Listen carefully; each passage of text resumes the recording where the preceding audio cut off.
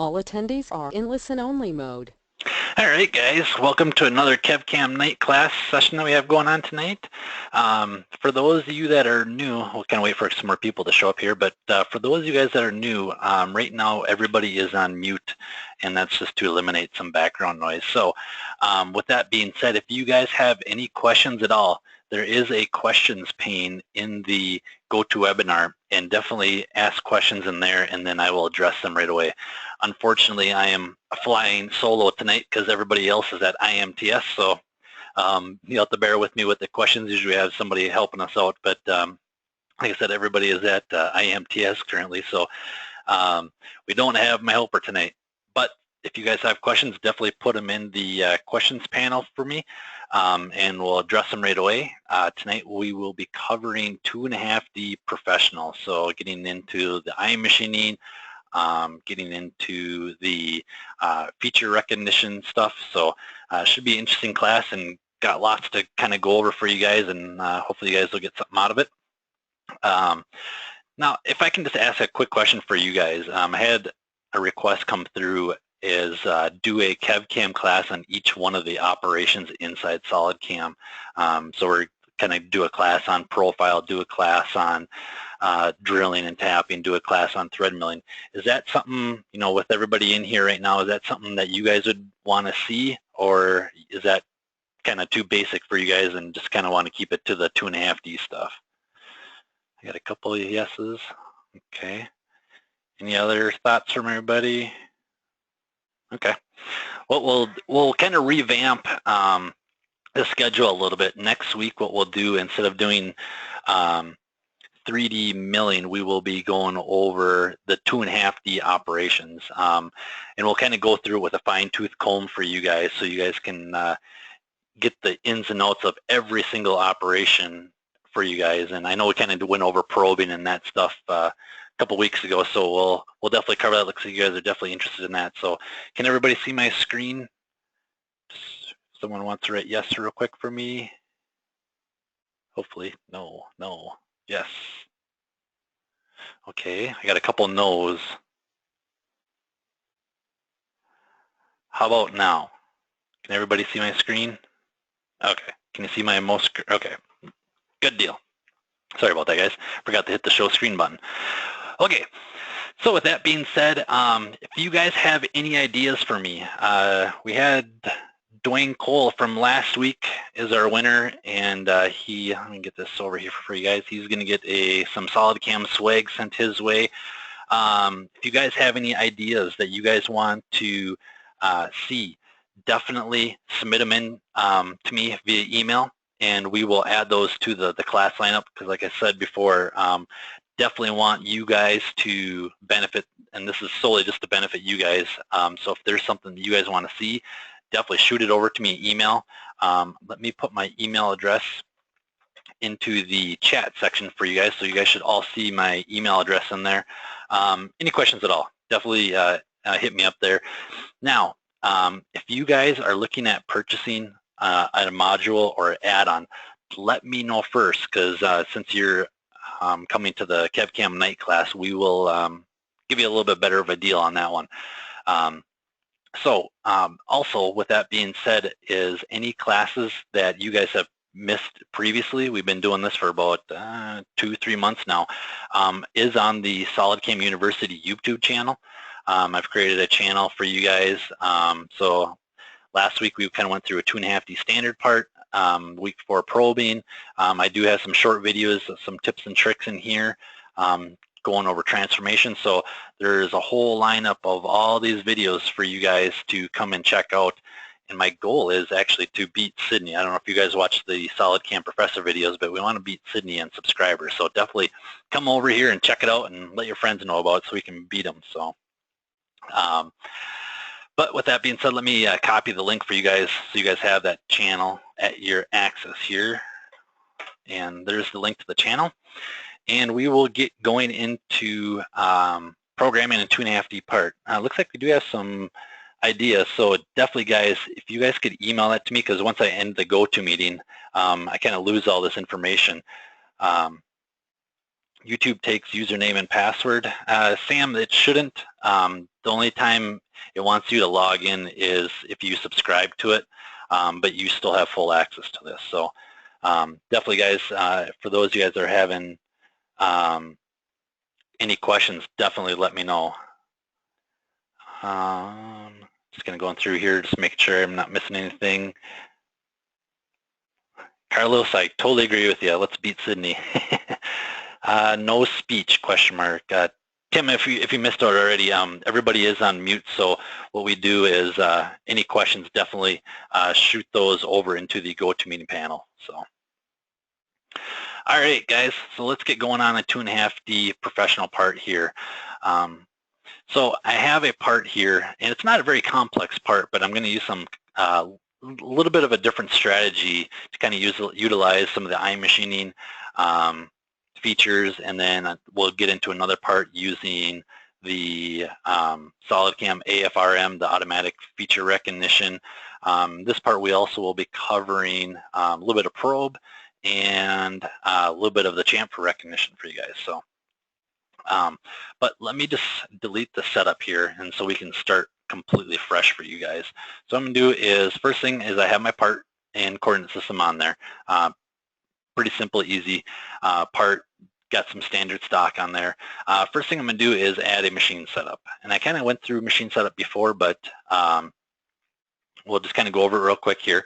And basically, I'm just telling it that I'm going to be using my Mac 1 position 1.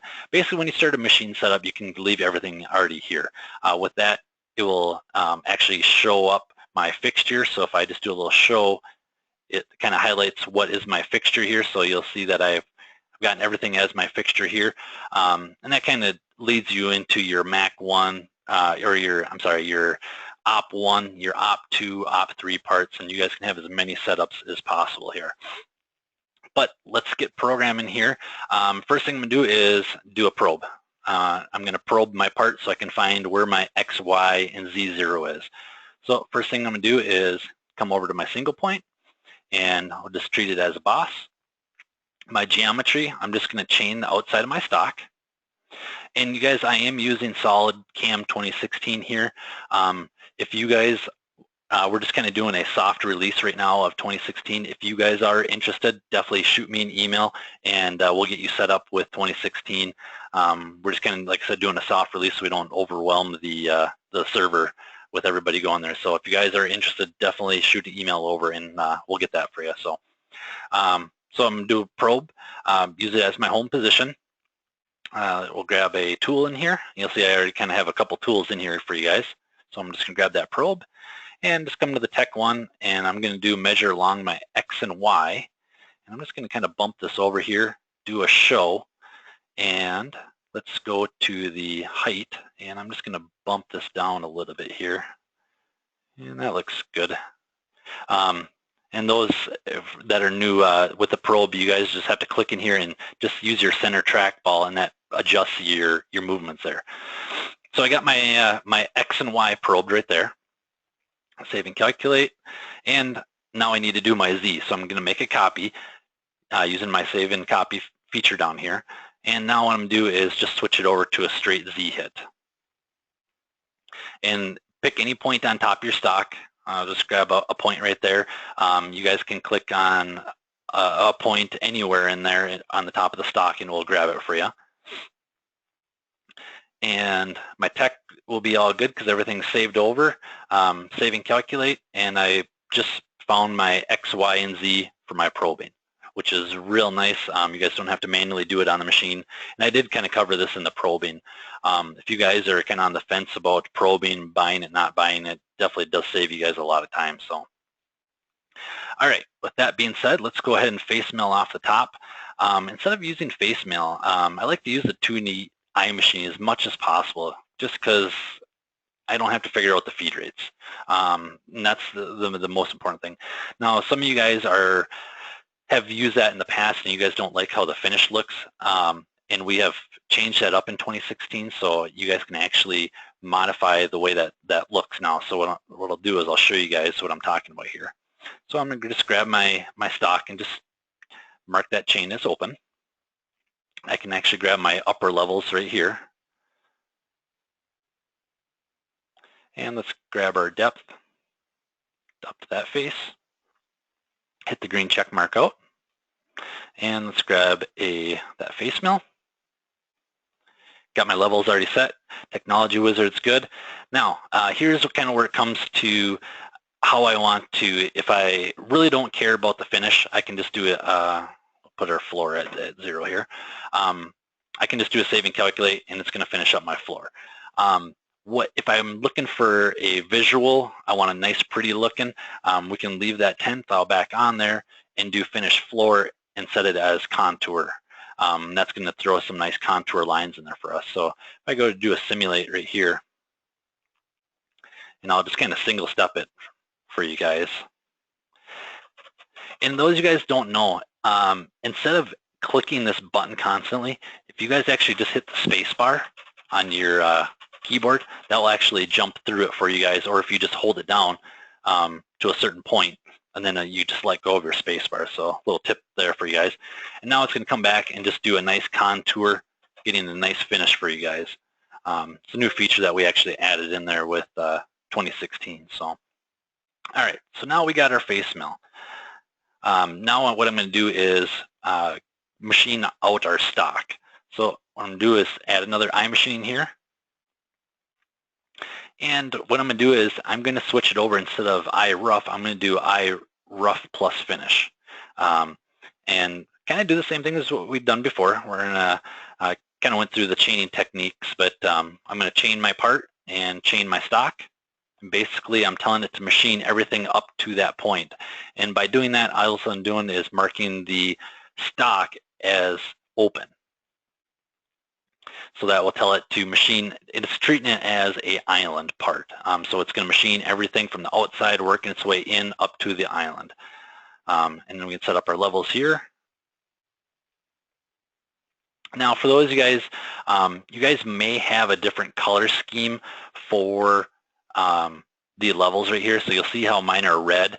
Some of you guys might have, or I'm sorry, these are green. Some of you guys might have red. That's just in your SolidCAM settings, and red doesn't mean bad. It's just anytime you have color here, that means that it has fully linked itself with the levels and geometry to the SolidWorks model.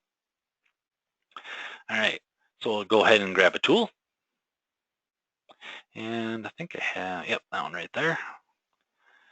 Levels are good. Technology Wizard, I'm just going to leave it at default. In the modify cutting conditions. Now, in iMachining, if you guys aren't seeing this modify cutting conditions tab, what that is let me just save this real quick. Should just save and calculate. What that is if you guys come to your settings right here and click on iMachining, it's the advanced cutting conditions. And I'll show you guys what's in there, but if you guys aren't seeing that currently when you guys are programming, that means your iMachining advanced cutting conditions aren't on. So if you've already started a part, you can turn it on here. If you guys are actually out of a part, you guys can change your global settings by coming to SolidCAM settings, come down to the iMachining and turn on your advanced cutting conditions right here. We've also added a default material in here, so if you guys, exclusively just work on 1018 and that's all you guys ever work on, it's automatically going to default to that material for you guys. All right, so let's get back in here, and what I'm going to show you guys is in the modify cutting conditions. Can't talk tonight. We have our RPM, we have our feed rate. Maybe I want to just modify something so you guys aren't locked out of anything. Maybe I just want to do a max feed rate of 200 or something like that. You can just hit the little checkbox and you can change that around. So we're running 1045 cold rolled. Now all these parameters can be changed. Like I said, just hit the little checkbox. But my favorite, if you guys have a good setup, you're running a Kurt Weiss, got a good rigid machine, check out the turbo. It's you're definitely going to get a lot faster cycle time. It's going to tighten up the butt cheeks a little bit when you hit the cycle start. So definitely, maybe for the first time, run it above just so you can see how fast it does run. But it does work very well. So just kind of want to cover that with you guys. So with that being said, we can just hit our save and calculate. If we want, we can go to our technology and it's already kind of set up a floor finish using the contour. We really don't care about the floor finish on this particular one, so I'm just going to turn that off. And it is going to default to a semi-finish, so you guys are going to get a really nice pass right there. So more like a visual, or maybe if you guys are going for tight tolerance. Let's turn on some tool comp for there. Now spring pass is just taking an additional spring pass in there, and then a couple different options for you guys right here also. So we'll just do a save and calculate. Basically that's roughing it and finishing it here. Let's do a solid verify, and I'm not liking that fixture being transparent, so I'm going to change my fixture here and apply. There we go. So we see a little bit more of a solid color there. And let's go ahead and play that through. Taking off those corners, and we do a nice finish pass. So real easy to use. Like I said, I try to use iMachine as much as possible, and that's kind of what I'm going to be covering a lot on this part right here, different ways of manipulating the iMachine to get it to work for you guys. Like I said, it's so much easier not having to figure out a feed rate. It figures out it all automatically. We're doing finish passes with nice, pretty, visual looking for the floor finishes now. So it's a real nice feature to do. All right, one thing I did want to show for those of you guys that are that missed out on the probing one, I'm going to start from the top, and you'll see what it actually looks like when we hit the probe. So I'm going to slow it down here. Taking its probe hits, and it's going to tell me that I'm crashing into my stock, and that's just because it's adjusting for the probe. For those of you guys that have a probe, it takes a one pass that's fast, and then it comes back and takes a second pass. I'm just going to say no, and you'll see it just leaves a little dot there for us. And now we're doing our face milling and then machining the outside. So like I said, it's real cool having that probe for you guys to probe up the part, save you a little bit of time, and we'll actually use that probe to do some measurement at the end here. All right, so we got the outside, so let's do the center chunk. Now I kind of liked how I had everything set up right here. So all I'm going to do is just make a copy, and I'm just going to change my geometry. And I'm just going to click on that one. I'm going to do some mark open edges, and so I can tell it from the outside. Hit the green check mark and change up my depths real quick. Green check mark out, and now we can do a save and calculate, and we have a roughing and finishing pass for that one. So if we just go ahead and do a simulate here, you'll see it's really biting out the material in there, doing the deslot tricoidal and the morphine, and then we should come back and do a nice finish pass. And there we go. I think I have machine sim set up for this machine too. Let's just take a look. Just kind of zoom in here. I got it sitting below the machine here, but play that through here. You can kind of see what's going on with the machine sim. I don't have this one currently set up, but if you guys are looking at machine sim, here's just what a VF4 kind of looks like when we do machine sim. If you guys want, you guys can take off the surrounding, take off doors, so you can kind of get a better view of what's going on there. All right, so let's exit out of there. We do have a question. Why do you turn on tool comp? Just in case something is, if you're using a regrind end mill, you guys can compensate for a regrind. So we are using a 625, but let's say it's a reground tool. It had to go out for sharpening, and then it's now 615. You can compensate for that just on the machine instead of compensating it for in the tool library here. So basically just turning on, if I just do a G code real quick here, we're going to be pulling up comp. Let's go down to the bottom here, and you'll see we're turning on tool comp right here with D2 using that as value. So if you guys are running like a HOS, you guys can have it as where and just compensate it for that way. Or maybe you guys machine this pocket and it's you forgot to compensate for the wear on the tool, or maybe we just need to take another pass or something like that, it just wasn't up to size, that's where you can go back to your machine, just rerun that one tool instead of coming back into SolidCAM and doing it inside SolidCAM, because it's definitely a lot more work coming into the software, re-G coding everything out versus going just running it on the machine and just turning on the comp. I would recommend, okay, does that make sense, Dwayne? Okay, perfect. Okay, so we got our center hogged out now. Let's go with the top spuds. So I'm just going to make a copy like I did before. And we'll just go to our geometry. Now this one, I'm going to show a little bit of a chaining technique here. There's going to be a lot of chains kind of going on here. Now, what we'll get into in later classes, if you guys are running 3D iMachining, I don't have to chain any of this. It's automatically going to do this all automatically for me. So I'm just going to kind of go through, chain these, and get everything the way that we're shooting for here. And it's going to be a little bit of, takes a little bit of time, but I'll kind of show you guys what's going on here, and I'll kind of explain what we're doing here. So first things first, I'm having several different chains going on right here. Basically, I just want to machine off the top. So what I'm going to actually do is I can, two different ways. I'll do the chain one a little bit different than the chain two, so to show you guys a couple different ways. So what we can do is mark the chain as open, and then we can come back and do mark open edges and just call this a wall. So I'm going to tell that's a wall, and over here's a wall. And you'll see it turns it a purple color. Now, a different way of doing it is just doing mark open edges, and if I do that with my chain 2, then I just click on my open edges and it will turn them black.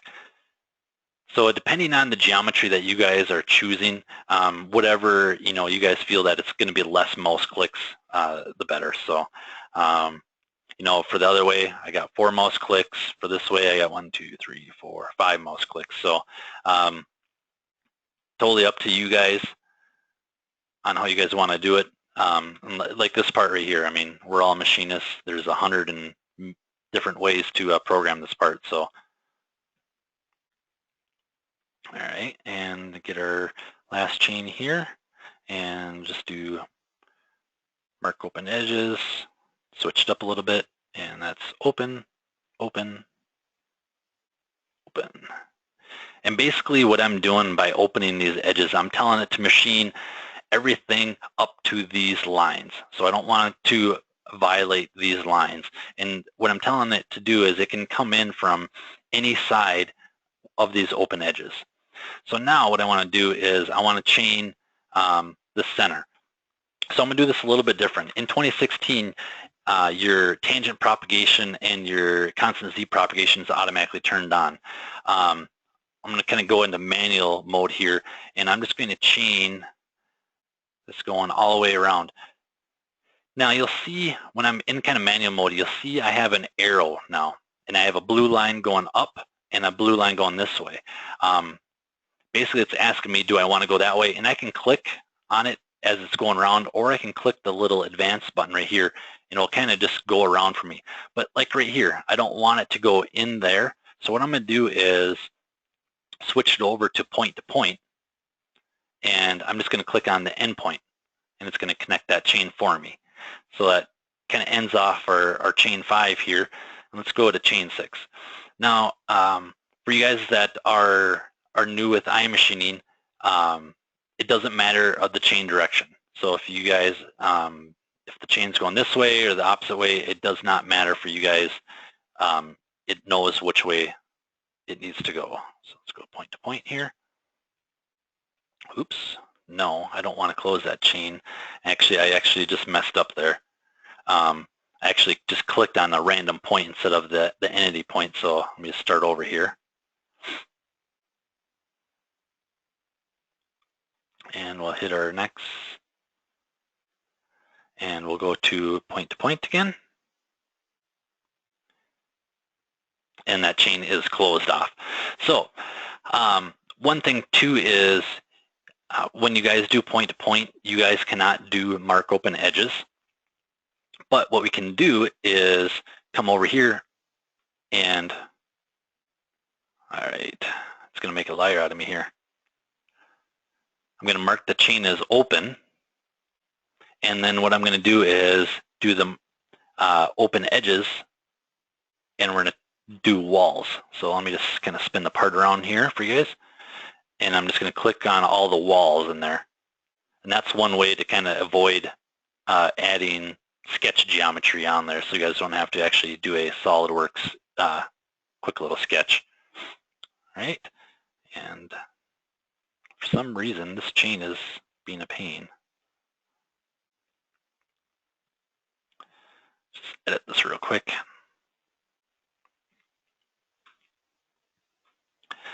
And let's go here.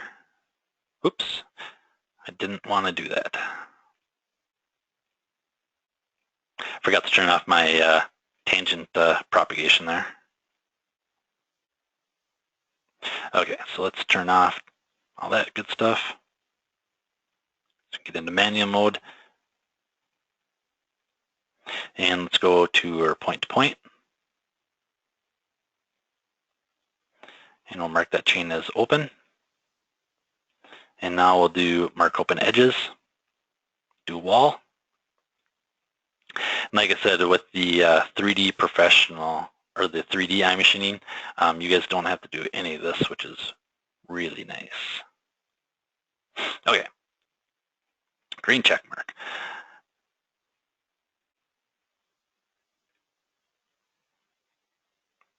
Okay, so let's set our levels here. Hit the green checkbox. Still using that same tool, so I'm just going to do save and calculate. And now we just machined off the whole top of there. So let's just go ahead and do a solid verify. And I'll slow it down for you guys a little bit here.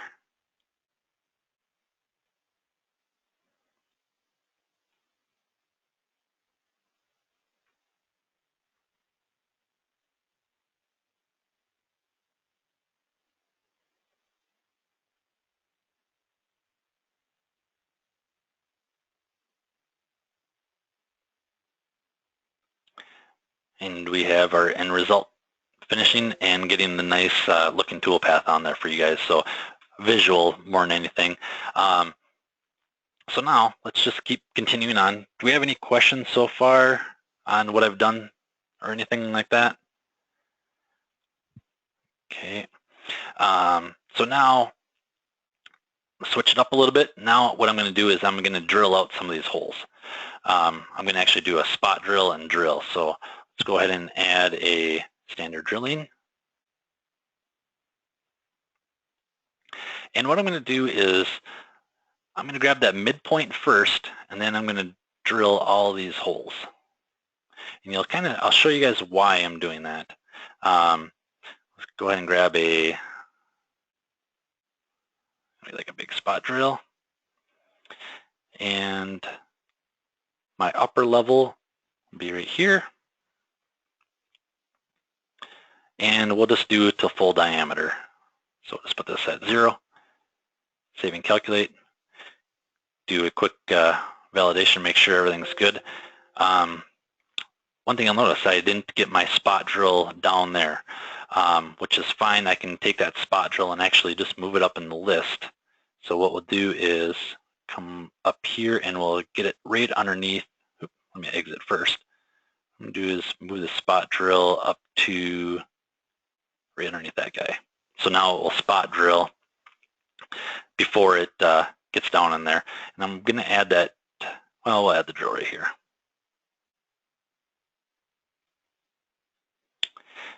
And we'll describe that same geometry as what we did before. Now, if I'm not sure, I used a couple of, different contours and stuff like that. If I'm not sure in my list of what is what here, instead of clicking on it, clicking the show button, you guys can hit the little 3-tab button right here. You guys can come through and just click on which one, and it's going to show you what geometry it actually is. So you can just click on it, hit the green check mark, and get my drill here. We'll do our upper level as that. And our drill depth, we'll just go to the bottom of the stock. And we want to do full diameter. And let's just go a little bit past. And let's do a pecking because we're using 1018 here, or 1045. Let's do 100th thou peck. Now, for those of you guys a little new, the step down is just going to show you visual for the Solid Verify, and your QPEC is actually going to be the code that produces out. So you guys really don't need the step down in there to get correct G code, but you will it will show up in the Solid Verify. So if we do a save and calculate, and let's just do a simulate here.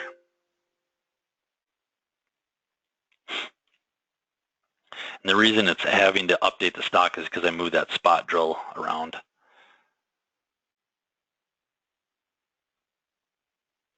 Okay, so now we have our drilled holes there. Now, with iMachine, you guys can use the pre-drill hole option for you guys, and that's why I kind of drilled out the center here is what I can do is in iMachine is I can come in here and just chain this, but I'm going to spend a lot of time using the helical entry in there. But what I can do inside iMachine is I can use that as my plunge spot. So I can come in here and just plunge straight through that hole because it knows that hole was already drilled. And I'll show you guys that right now. So let's do 2D iMachining here. And I'll just chain that slot. Upper level will be right here. And let's go to the depth of, let's just go to the bottom of the part. And we'll grab a tool 6 is the one I want, 3/8 levels, and I'm just going to go a little bit past. Let's do 20 thou. Now, with that pre-drill hole does have to be bigger than your tool. So if you guys are doing a pre-drill hole with a 3/8 and you guys are coming back with a 3/8 inch end mill, it won't do it. It can't be size on size. It has to be 1 thou or bigger. So if one way around that is if you guys do your drill, just call it instead of a 3/8 drill, just call it a 0.376, and then everything will work for you guys. So got our levels, technology wizard. We'll just leave it at the default. Here is where you guys are going to come in for the pre-drill. So under the link section, you'll see that we have a pre-drill tab right here, and I can actually use the pre-drill, and I'm going to pull up my 531. It has all my location or my positions right here for that, and I can basically just hit save and calculate. And now let me just turn off that and that. You'll see the tool actually drops straight down inside that material. So if I just do a simulate here, and just kind of step it through, you'll see it skips the helical entry and this just gets into the morphing spiral.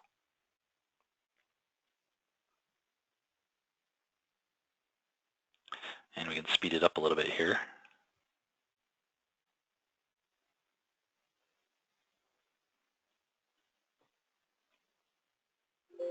That's done. So it doesn't show us breaking through, but what I did is I actually went to the bottom of the part when the extra 20 thou passed, so when we actually go to flip this part over and just do a face mill op, it will start showing through for you guys. And so if that's, you'll see right here, my levels actually just go to the bottom of the part and not the actual bottom of the stock. So, all right. So now what I'm going to do is basically kind of do the same thing, but what I'm going to do is my counterbore holes. A lot of different ways of doing these counterbore holes. I'm going to show you a couple different ways right here, and then we're going to get into another part and we will do counterbores using the automatic feature recognition. So let's do save and copy, switch up my geometry, and I'm just going to chain my circles here.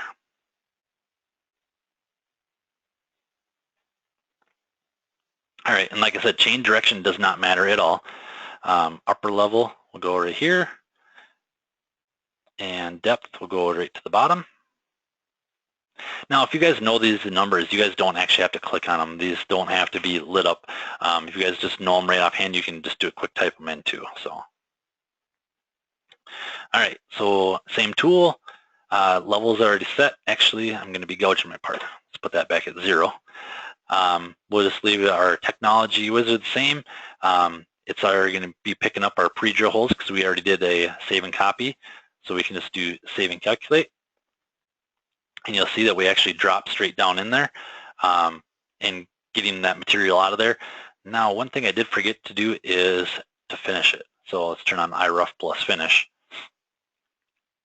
And now, what it's actually doing is if I do a solid verify here and slow it down a little bit, we're doing the morphing spiral working its way out, and then it does the finish pass at the bottom for you guys. So finishing up the wall and the floor, getting that real nice finish. All right.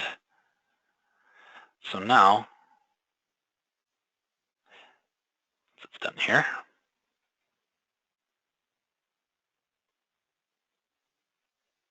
Okay. So now we have our counter bore holes done too. So that's why I kind of went through and pre-drilled those, is that way I don't waste that time using that helical entry going into there. And you can definitely drill a part much, much faster than you can do a helical entry in there. So definitely save you times on doing that for you guys. Okay, so now let's go ahead and do the little slot right here. I'm going to use that same tool again, so I'm just going to make another copy.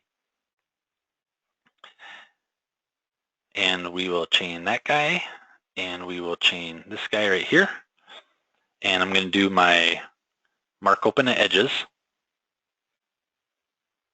So that one's open. And let's do mark open edges for my chain 2. Hit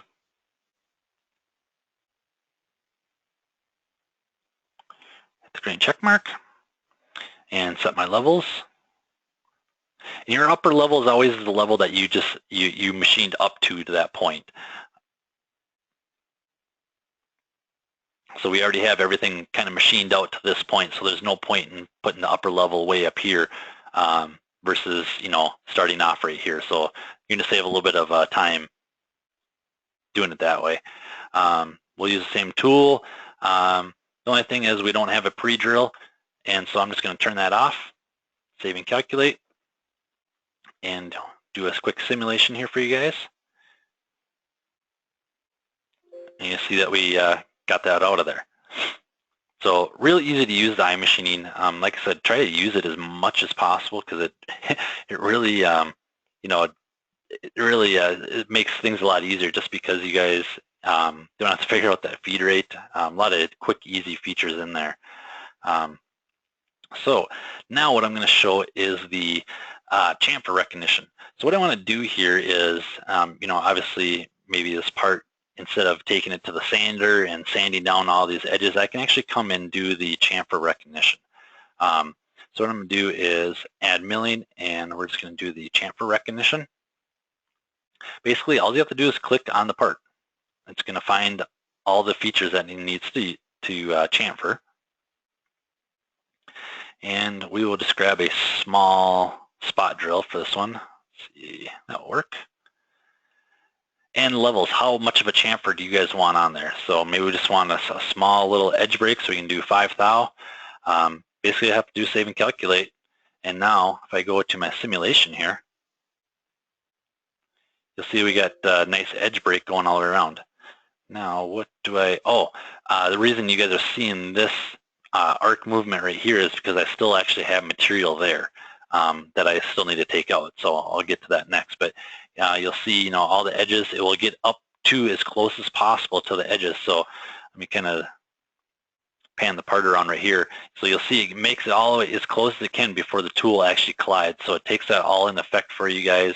You know, same thing with your counter bores right here, doing a nice edge break on there. So definitely, you know, it's a nice feature in there for you guys to use. Holy cow, I got lots of questions. Sorry, I got going here. Okay, let's see. Had a problem with peck. Sometimes it starts pecking at 1 inch above the hole. how do you get it started? Okay, so drilling is all based off of your safety distance. So if you want to have it drop down and so it starts closer to the part, change up your clearance level and your safety distance, and that's going to bring everything down farther. Let me turn off this right here, and let's turn on our tool path. So right now, let's do that, and you'll see that we're, right here that we start, but if I put my clearance level at 1 inch, you'll see that it actually starts pecking 1 inch above. So if you guys want, you guys can definitely move that number down small, and it will eliminate some of that pecking for you. So you'll see that I just changed that to 10 thou. It's going to give the setup guy or the first time running a part a little bit of a scare, but it's going to come right down, and then it's going to start the pecking going straight down. So that should answer your question there, Dwayne. I see you don't have fillets. You don't have fillets. This has been my nemesis. Dwayne, does that kind of answer your question with the fillets too, using the chamfer recognition? Okay, let's set that up again. Okay, that makes sense. Okay, I think that's everybody's questions so far. Yeah, I haven't used chamfer recognition yet. Dwayne, here's your chance to the user. Real nice feature. Like I said, chamfer recognition just finds your part and just puts an edge break on everything. Now, if we get into, all your parts are fillets on a curved surface. What we would have to do for that is just do a profile operation, Dwayne. Basically what Dwayne is saying is instead of doing a chamfer, he's got a rounded a fillet on there. And you guys don't have to come into SolidWorks and do the fillet inside your SolidWorks. You guys can actually just create your fillet tool, and I kind of went through the tools or shape tools, and I just kind of want to bring that up real quick, because if I just show you guys a quick video of right here, there's a video. It's a whopping 3 minutes long. It kind of goes through on making a fillet tool inside your tools. There is no fillet tools inside your tool library, so you guys have to make those, and the only reason we do that is just because there are so many different fillet radiuses and stuff like that. So watch that video and you guys will show you how to do it. And then, like I said, don't bother changing your model or anything like that. Just do a profile operation and fillet that part, and then you'll be able to see it in the Solid Verify of what you're doing. And take that Solid Verify, and that's your kind of your sanity check before you actually run it on the machine. Is run it in Solid Verify. I mean, you get your crash detection, you get your fixture in there, everything at your fingertips. So definitely take advantage of that Solid Verify real quick before it goes through. So okay. So let's go ahead and chamfer the center. So let's, instead of doing a chamfer recognition on that center, I'm just going to do a standard profile. And inside the profile operation, we will get to the chamfer. Now, when you guys are doing profiling, it does matter a chain direction, climb, cut versus conventional. So definitely keep an eye on your arrows there. Machining is the only one that's going to know the correct way to do it. Otherwise, sometimes there is times you guys want a conventional cut versus climb. So definitely make sure you got the chain going the right way. And let's grab that 1/2 inch spot drill. Levels, I'm going to set as my lower level right there. Upper level can be right here. Now, in the technology, and technology is kind of where all the guts, all the good stuff is, what I'm going to do is, instead of doing, down at the very bottom, there is a rest material and a chamfer option. So what I'm going to do is I'm going to turn on the chamfer option, and it opens up a chamfer tab. Now this, basically it's asking me what diameter do I want to be cutting on. I can just leave it at the default there, but maybe there's a certain spot that you guys are trying to get into really tight. You guys can make this very small, and it's just working on the tip of the spot drill for you guys, or you guys can be working on a larger diameter. So if we just do a simulate here, do solid verify. Oh, here I got stuff that I didn't rebuild. Let's see, just go through and just calculate these two real quick. Now we can do a simulate. Now let's do a solid verify.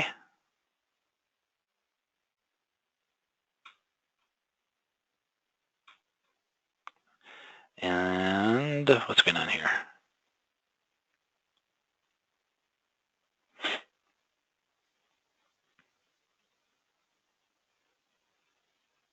Come on. Okay, there we go. Had me a little worried there for a second. Okay, so now you'll see that we got that large chamfer all the way around. Now with the chamfer of that, you guys just want to pick the line, the bottom geometry right here. If you guys are if you're curious on if you guys went the correct direction on your chain direction, you guys can actually go to the technology, and if you just click the geometry button right here, it will actually show you your tool diameter right here in the direction it's going. So if we had our chain reversed, our tool would actually be showing on the outside of the part. So we want to reverse that. But if that certain scenario and you guys need that chain going that way, you guys can change the tool side right here to right also. So a couple different ways of doing it for you guys. So let's put this back, and we'll put the tool side back on left. And that's kind of the default settings is left. But if there's something in here that every time you guys do a profile, you guys always want to rough, we can save it out as a template too. So anytime you guys start a new profile operation, all this stuff is going to be preset for you guys already. So let's see, we do have a question. Can I set where a tool starts on a chain? Yes, you can, Clarence. So maybe I don't want to start in the corner here. Click on that geometry button right here, and I can, over on the bottom left right here, it's the start position. I can do a 25% shift, or I can just shift on the whole chain, and maybe I just want to start, right here. I can just have to click on where I want it, and it's going to move that start point wherever I want. So just simply click the modify geometry button, click on the shift the whole chain, and it's going to shift it around to where you want. Now, if you want to get really accurate on where your tool starts and ends, you guys can just create a SolidWorks sketch point in there. Just hit the green check box right here. Let me exit out, and maybe I want right here. I got to have my tool start right there. Oops. And let's just do a sketch and do a point.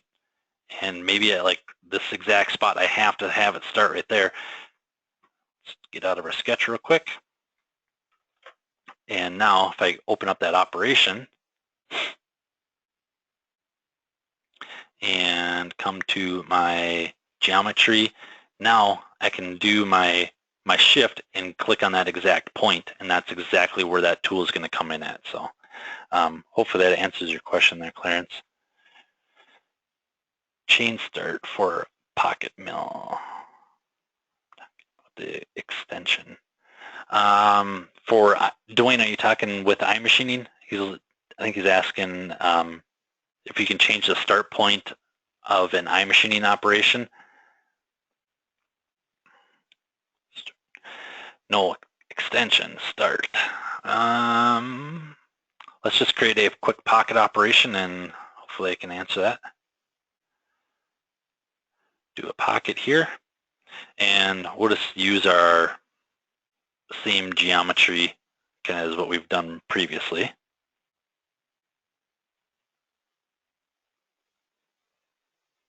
Oh, I'm getting people confused here.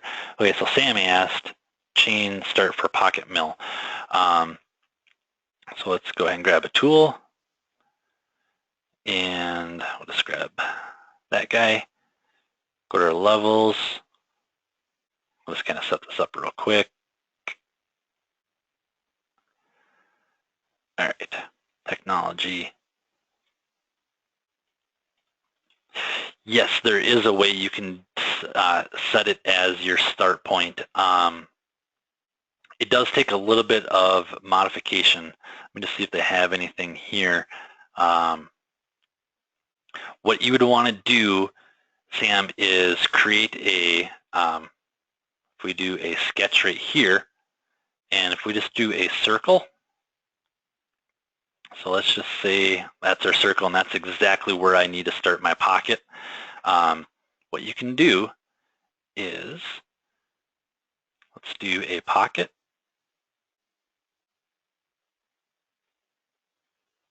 And what you want to do is go ahead and click on that circle and then click on your chain. And what you would want to do is mark that chain 1 as open. And now, select.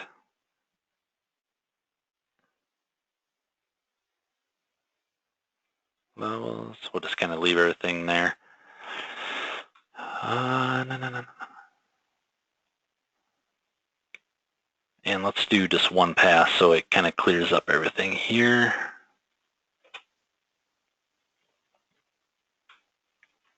Turn off that other one. And where are we starting here? We're still starting in the center, so maybe I can't. You can do a start point in your lead in and lead out. If we do a helical, you can grab points that way, but I think it's eventually going to it's going to start over here and then just do a ramp to get to the center, and then it's going to start the strategy out. So there is, you guys can do a point, but there's really not a great way to do it in either pocketing or iron machining, because iron machining is going to pick up exactly wherever it thinks it's the best spot. Pocketing is you can pick that point, but it's going to come back to the center and then start its pocketing operation, so you get the nice contour there. So hopefully that kind of answers you guys' questions there. Let's see, start. When I try to put a number in, I get an error. Dwayne, where are you putting a number in? And the extension. Where am I missing extensions here?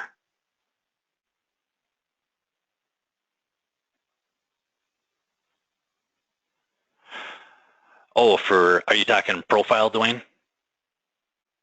Okay. If we go to technology, he's saying under geometry, your start and end extensions. Right here, the only time the start and end extensions are going to work is if you guys have a single line or multiple lines. Right now we have a closed loop, so it has to be an open loop. So let me just show you real quick here. We add milling, do profile, and we'll just grab this chain right here. Oh, dang, I didn't want to do that. Turn off my tangent propagation, grab that line, hit the green checkbox, and we'll just grab some random tool, hit the checkbox, levels, good. Now, if I go to my geometry, now you'll see that my start and end show up there. So if I need to extend it out an inch, you know, both ways, it will extend out and you'll actually see the tool showing up there.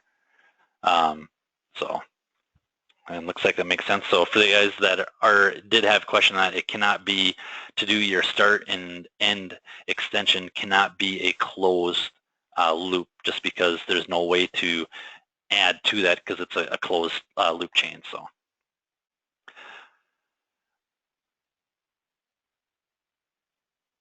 Okay. So let's get into, one other thing I want to show you guys here is, dang, time goes too fast. These hubs right here are really tight tolerance. So what I'm going to do is I'm going to come in here, add probe. I am going to do a measure. And we'll just do a chain that real quick, and we'll just do the one right now. Grab my tool, green check mark, and I want to do a measurement, and my Z level, let's do a quick show.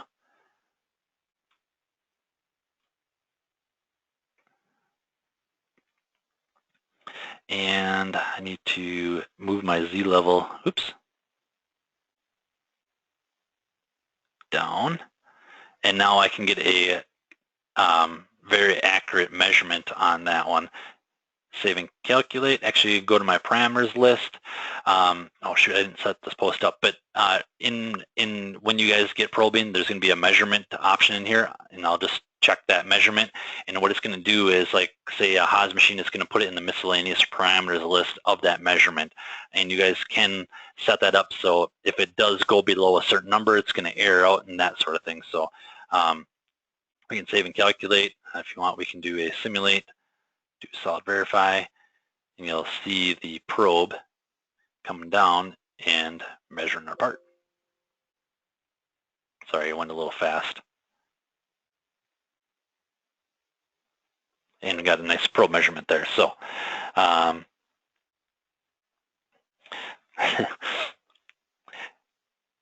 is there a way to deselect an edge in a chamfer recognition? No, Paul, there isn't. It kind of picks up everything. We are working on getting that resolved right now in the chamfer faces here. If you click on the modify, oh, maybe they did fix it now. Yeah, okay, so if you click on the modify option right here, you guys can actually go through, and maybe you guys don't want that face to be chamfered. You guys can unselect that one from your group right here. So maybe there's something in here that I don't want to see. Just come in here and uncheck them, and you can do it that way. So actually, one that I wouldn't want in there is, I'm going to uncheck all these before I get to it. Right there. So that's the one I really don't want in there. So all I have to do is just uncheck that one.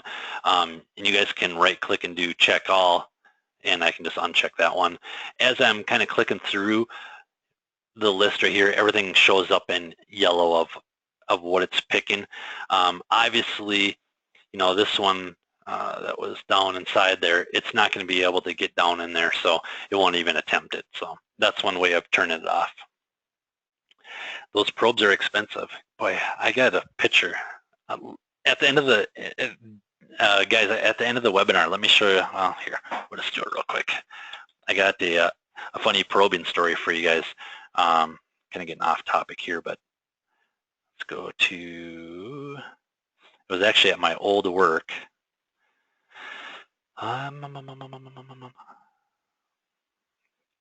Let's see if you guys want to see it. If you guys don't, they can just tell me. Let's see. Oh, where do I have that? Probe.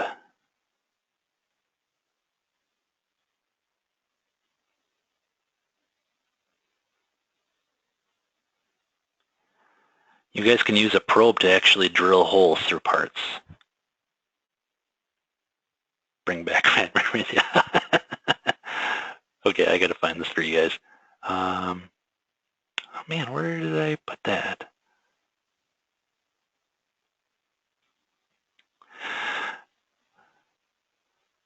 Let's see.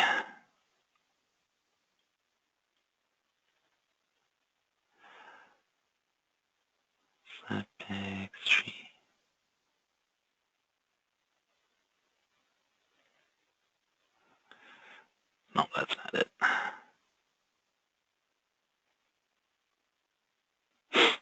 Oh man, if I can't find this, I'm going to be bummed. Oh, here, smash probe. Okay, so there is a probe going through a part. That actually happened at, wasn't me that did it, but it actually happened on one of our machines. The operator accidentally removed the TLO for the probe, and the probe actually went through the entire extrusion here. So a little bit of an oops there. So Dwayne, don't do it. And Sam, it wasn't me, I promise. Okay, so we'll get back on topic here. Okay, so I want to show you guys this other part, and then we'll wrap it up here. Let me just close out of here. And Tools, SolidCAM, and let's do recent.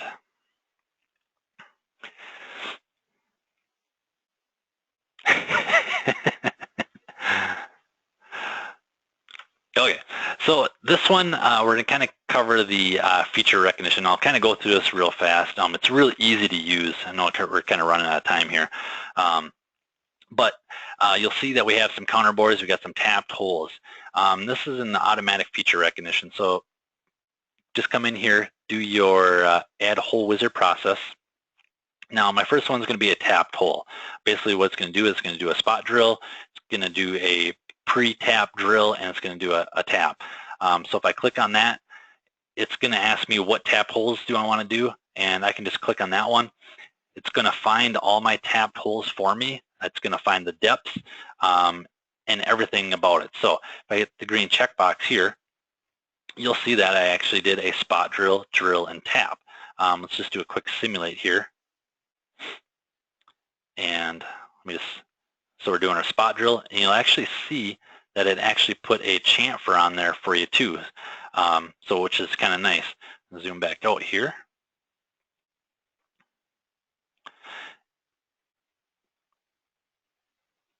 And we're drilling it. And now we're coming back through and tapping it. Now you'll see that like my drill, it didn't quite show the size, and that's just because I'm using my actual target model as my stock, so I don't have to go through and machine all this out. So a real nice feature in there. Now if you guys are doing counter bores, we talked about in the last one, doing the counter bores, and you'll see that we have a counter bore here with the drill hole and actually a chamfer. So another nice feature inside that automatic feature recognition is we can do our counter bore holes. Same thing with countersink. So I'm just going to click on the body of that counter bore, and it's going to find all 4 holes for me. And it's pulling all the data from your hole wizard inside your SolidWorks. So if you guys have a hole that you guys just drew up, it's not going to pull it up as an extrude or a cut or anything like that. It does have to be part of the hole wizard. That's where we get all the data from. So you'll see we did a spot drill, we did a drill, we did a profile operation, we did a spot drill countersink, and we did a chamfer on the upper hole. So let's, if we just play that through real quick, and we will play it through, doing a spot drill, drilling out that hole, doing the circular interpolation of that counter bore, and then we're coming back through with a spot, and then we're chamfering it with that same spot drill. So real nice feature, but like I said, it does have to be set up so it's pulling off of your hole wizard inside your SolidWorks. So those holes have to be there, and it doesn't matter on the size. So the way we got these little itty bitty guys right here, and if we just do add hole wizard process, and we'll do our counter bore holes, zoom in on this guy, it's going to find all the holes for me, hit the green checkbox, and it built all my operations and calculated them all using the same functionality. So spot drill, drill, tap, chamfer, and doing the counter bore. So really nice, easy to use for you guys, and it works very well. Let's see. Yeah. So I have to. Yes, you guys would have to train the engineers to use your hole wizard inside of, and I'll let you guys take care of that part because I know how it is working with engineers sometimes. So definitely get them to use the hole wizard feature inside of SolidWorks. But all right, guys, that kind of wraps up everything with the 2.5D Professional. I know there's a lot inside the 2.5D Professional stuff. In here, when you guys actually get 2.5D Professional And I'm kind of talking more along the lines of, doing a little bit of a harder part for you guys. Last week was a pretty simple part. This week was still a simple part, but we're kind of going through different things inside there. But if you guys have stuff that's grayed out in here, and we'll be kind of going through, we're going to switch it up now. So tomorrow the website will be updated. We'll kind of go through profile, contour, 3D pocketing for you guys, and then we'll get into the advanced 3D stuff. But if there's something in here that you guys are seeing that is grayed out like we're seeing down here, let me know and we can get that turned on for you guys. And that way you guys can kind of experience what you're missing out on. Especially that 3D eye machining. That one's going to be the big ticket item right there, because all that stuff that I did today, and I'll cover this in a 3D eye machine KevCAM night class, but all that stuff that I did today with the eye machining, this one does it all automatically for you guys. So there's no chaining. All you have to do is just pick a tool, and that's it. It's going to rough it out, finish it out for you guys, so it's a real nice feature. So that's something you guys don't have, let me know, and we'll get that turned over for you. So, and then those of you guys that are new to the KevCAM night class, definitely we have the SolidCAM Tell a Friend program. You guys just give us a name and number, and we will give you a $100 Visa gift card, no questions asked. If they end up buying the software, you guys get 20% of that sale. So no questions asked, cash in hand. We actually sent quite a few people on. They went on vacation, so really nice for you guys. So, and if you guys have any questions, concerns, definitely shoot me an email. I love hearing from you guys. I love hearing you guys' feedback. I love sending the positive feedback up to the higher ups at SolidCAM, and they love seeing it. So any questions, concerns, definitely guys, please use my email address. My phone is at my hip at all times, so if I have the computer nearby, I'll get to you guys right away. So definitely will shoot those emails over to me and see break another probe and be a SolidCAM salesman. Yeah. Dwayne, it wasn't me that broke it. But yeah, if you guys have any questions, concerns, definitely let me know. If you guys have ideas, let me know. Like I said, I want to make these classes tailored to you guys, so we have enough classes that we're going to be going on doing these night classes for a long time, it's looking like, with all the ideas that I'm getting in from you guys. So shoot those over to me, and we will get those in class for you guys, so you guys can take advantage of that. And this video that we actually are doing right now will be on the YouTube channel about 1 o'clock in the morning once I finish doing some editing. So definitely, guys, if you guys wanted to review it, it will be on here and for you guys for tomorrow. So with that being said, have a wonderful night. Thanks again for taking the time out of your night to listen to me blabble on here, and hopefully you guys got something out of it. And like I said, have a wonderful night, and we will talk to you guys tomorrow or next Wednesday. Have a great night, guys. Bye-bye.